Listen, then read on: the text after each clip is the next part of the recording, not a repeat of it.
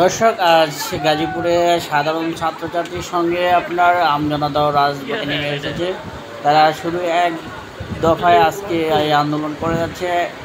আসলে সর্বোচ্চ কথা হলো যে আমাদের যে বাংলাদেশের যে অবস্থা সৃষ্টি হয়েছে, এই সৃষ্টির জন্য কে দেয় এটা আমাদের খুঁজে বের করা দরকার এবং উচিত। আর আমরা সবাই জানি এই আন্দোলনের রূপরেখায় এত দূর আগানোর মূল কাহিনী কি। আসলে কি বলবো, বলার ভাষা নেই। যেই বলবে সে রাজাকার। এই বাংলাদেশের মাটিতে এরকম একটি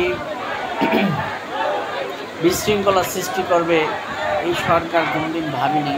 সরকার কিন্তু আসলে ভেবেছে যে আমরা শক্ত হাতে দমন করে ফেলবো সব কিছুই, কিন্তু ছাত্র আন্দোলনের যে রূপটাকে এরকম নেবে তারা কোনোদিন কল্পনাই করতে পারে নাই।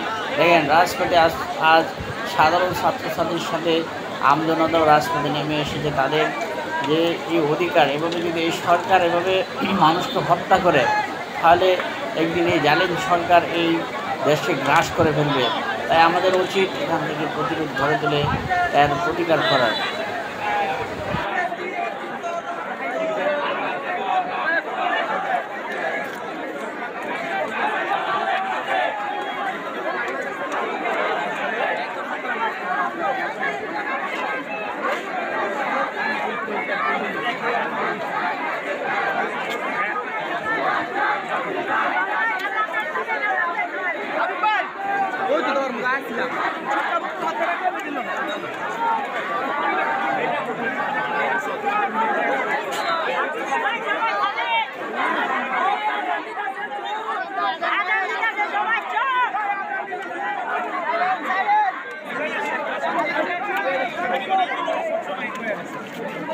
ভাই ওরা বিরিয়ানি খায় ভাই, ওখানে মিছিল আছে ছোট ছোট ছোট ছোট। এইদিকে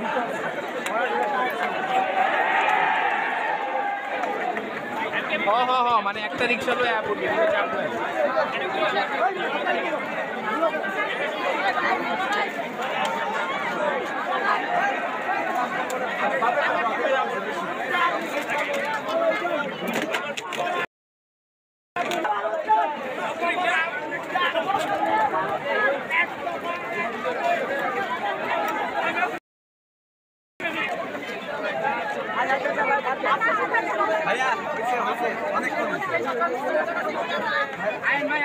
চাকরির আগে মানবিকতা আনকে, চাকরি করে আগে তো মানুষ হন, করে পুলিশ হবে।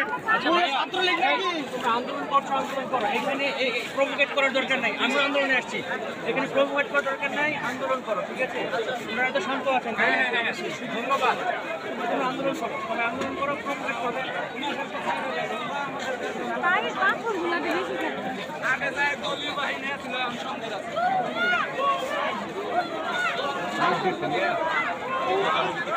ছাগল ক্যামেরার সামনে